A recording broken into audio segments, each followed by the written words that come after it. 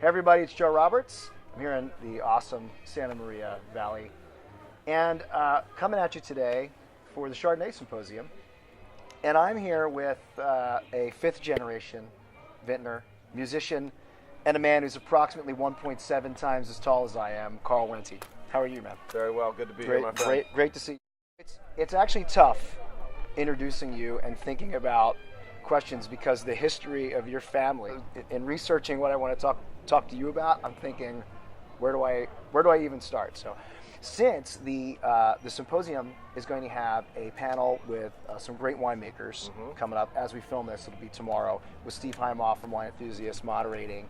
They're going to be talking specifically about clones. So I thought the Wentes are responsible for pioneering a clone of the Chardonnay grape plant that is the most widely planted in the state of California. Correct. So people they're enjoying wine that's made from what they call the Wente clone. And I mean, you may not even know you're popping open a bottle, and you might. Folks, great wines being made sourcing from Wente clone of Chardonnay, and ultimately 75% of all California Chardonnay has genetic roots that came through our property in 1912 when we first planted Chardonnay. In Livermore. Yeah. Our property in Livermore, absolutely. Like, you take and you put these cuttings in the ground, and the grapevine shoots roots, and it grows up and makes another grapevine. You can take those cuttings and put them in the ground and propagate forward. So now it really is phenomenal. 100 years ago, 101 years ago, pop those in the ground, and now 75% of all of the north of 100,000 acres of California Chardonnay has genetic roots that came through our piece of property. It was the source for so many people when, if you're 1912 and you want to plant a Chardonnay vineyard, you're coming to one spot. Not one spot, that's an exaggeration, but most of the people were coming to Livermore to get the cuttings off of our plants, which came from Montpellier and then a few other vineyards, I think, in the Pleasanton area. Are there aspects of the Wente clone that you consider a hallmark, a fingerprint that shows up in a lot of the Chardonnay? So this question, I don't even know where to start, because you can go to a quote that my Uncle Phil said about Chardonnay, and he said, "Chardonnay is the grape upon which the winemaker has the largest palette to paint." It's like the tofu. Yeah, it absorbs all those. Well, but you can do so much, from a stainless steel fermentation to a half barrel fermentation, old barrels, new barrels, French, Hungarian. There's just so many different things. Surly aging, and then of course malolactic fermentation. So all of those different places where you can get it, and so stylistically, there's just so many. But then ultimately, what it was over the course of generations, starting in 1912, when you put that first cutting in the ground and it grows up, and then someone comes over to look and take cuttings, they're going to take from a healthy grapevine, and they're going to take berries that taste really yummy. That's a technical term, right. Yummy.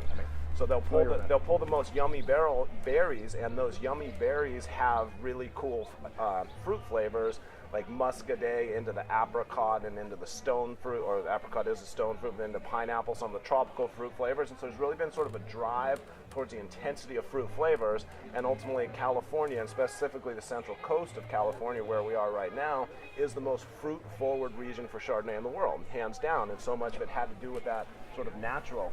Every year someone pulling that berry and be like, "I like it off of that vine, I'm taking those cuttings," and then he'll grow up and take it and go. So it just sort of moves forward. Generosity of fruit, and then winemakers are doing a great job throughout the state of picking it at an acidity that allows for a good integration, a nice length, a nice aging wine, and then the fruit flavor where they want it. You're part of the family that's been around longer for making wine continuously.